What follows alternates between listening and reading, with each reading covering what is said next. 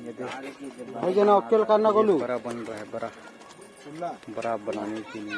भाई ये बड़ा बनाने के लिए ना हम लोग दूसरे गांव से लाए हैं इन लोग को। सोडा डाल है थोड़ा बहुत खा के डाल देना। साथियों ये देखो हमारे घर में आज बड़ा बन रहा है।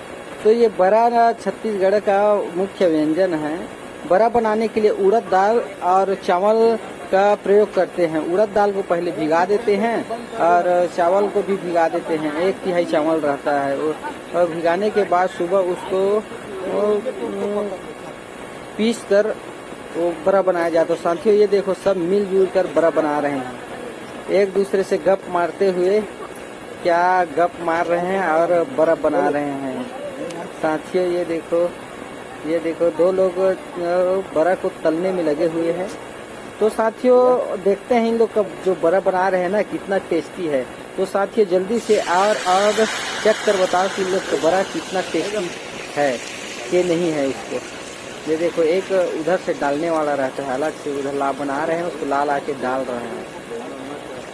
ये देखो साथियों बहुत सारा बनेगा इसलिए